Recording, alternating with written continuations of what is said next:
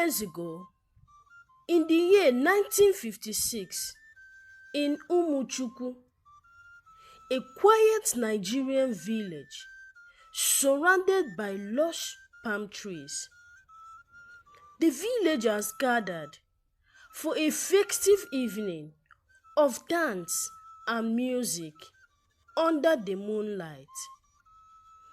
Adora radiates in a bright yellow attire and adorned with coral beads, catches the eye of Charles, a young British engineer visiting the area. Charles approaches her shyly, fumbling with his words. "Charles, you are the most beautiful woman I have ever seen. May I have this dance?" Adora blushes, hesitant. "Adora, you know our customs. If my father sees us." Charles chuckles, bowing slightly. "Charles, I will face him if I must. Let me prove myself." Their connection is immediate. Over the next few months, Charles courts Adora. He learns her language, eats her mother's cooking, and even helps her father on the farm. Adora falls deeply in love. One fateful evening, as they sit beneath a mango tree, Charles takes her hands. "Charles, Adora, I must return to England soon, but I promise I will be back to marry you. I will send for you and we will build a life together." Tears roll down in Adora's eyes. "Adora, do not make promises you cannot keep, Charles." "Charles, I swear on my life. Wait for me, Adora. I will write to you every week." Months pass. Letters from Charles arrive faithfully, filled with affection and plans for their future. Adora clutches them tightly, reading each one multiple times by the dim glow of a kerosene lamp. Ngozi, her childhood friend, grows concerned. "Ngozi, Ada, how long will you wait? Men forget. He might already have a wife in his land." "Adora, Charles is not like that. He loves me." Ngozi sighs, folding her arms. "Ngozi, I hope you are right, but don't let time pass you by." After a year, Charles' letter become sporadic. Adora writes to him endlessly, pouring her heart into each word. But weeks turn into months without a reply. Her father confronts her one evening. "Father, you have brought shame upon this family. Good suitors come, and you send them away for this ghost of a man." "Adora, he is not a ghost, Papa. He will return." Her father shakes his head. "Father, you are a fool, Adora, a beautiful fool." By the time Adora turns 30, her youthful beauty begins to fade. The village whispers grow louder. She's bewitched herself. No man would take her now.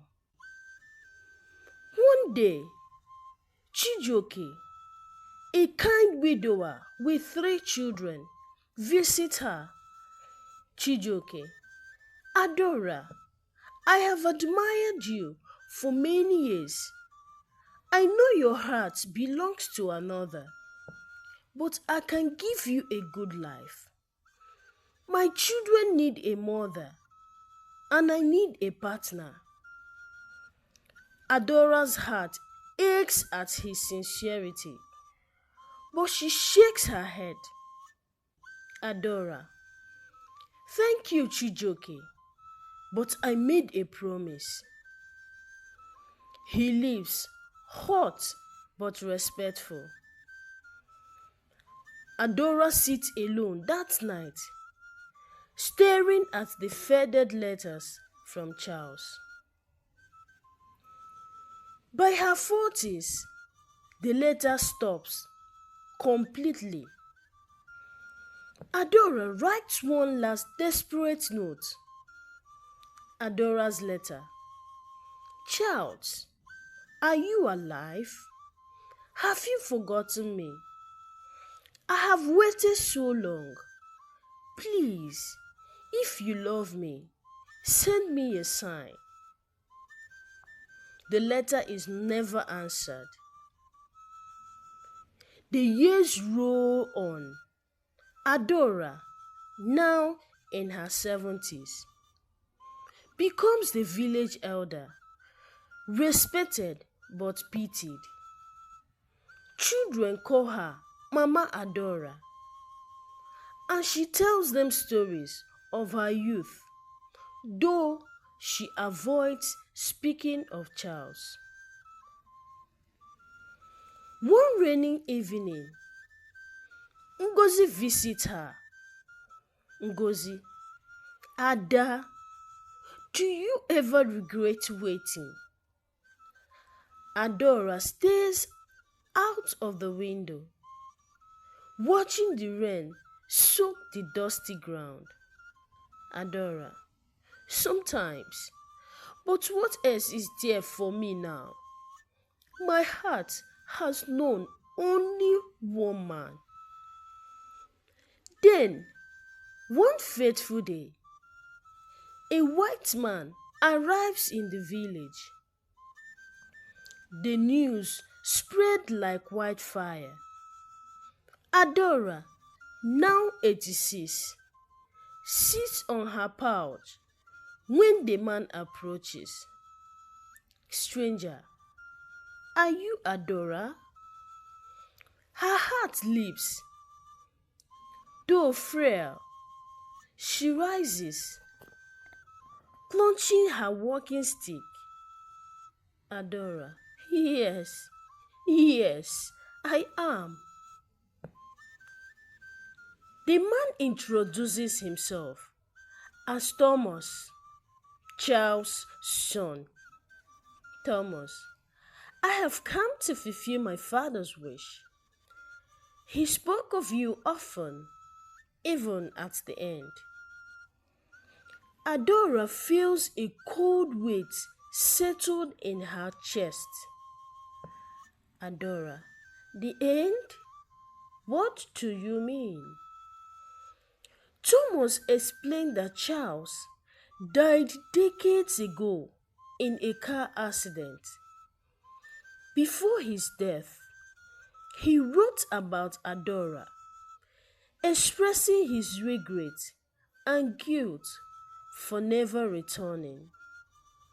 He had married in England under pressure from his family, but never stopped thinking of her.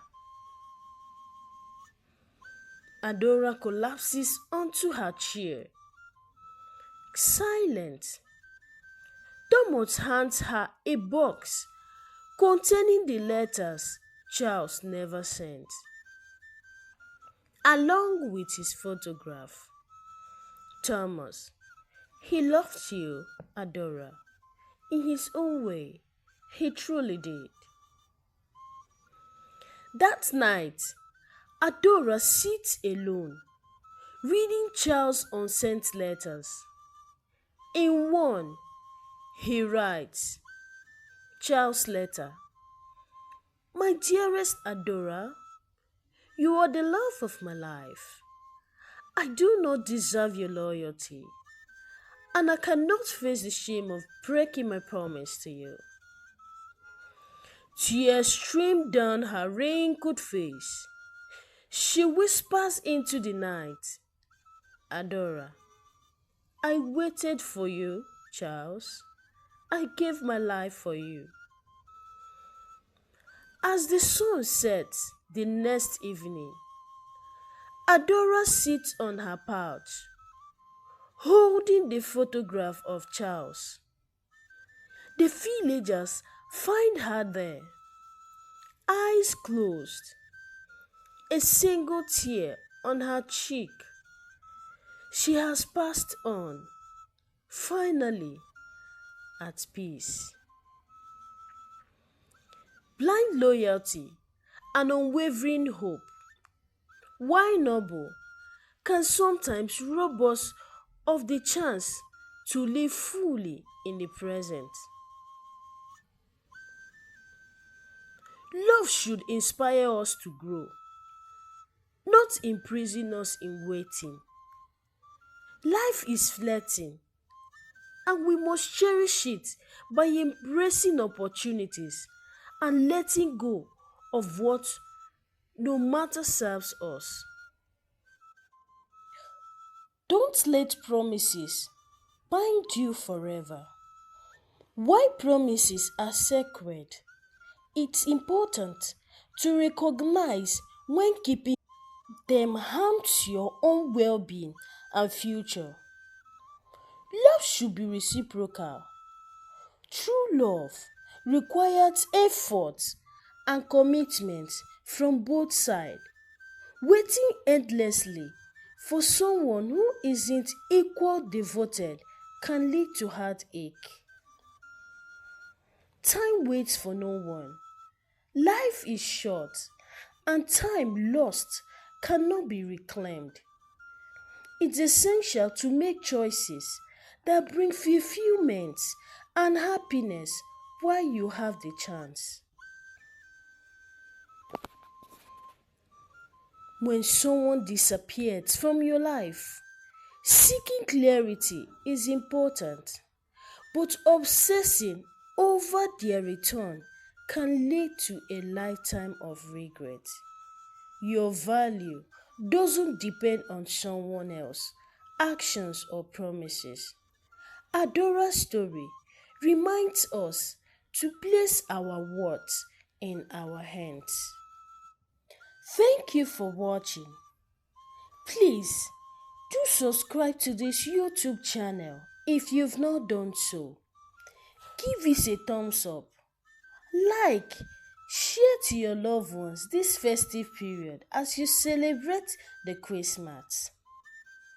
Show love to your loved ones.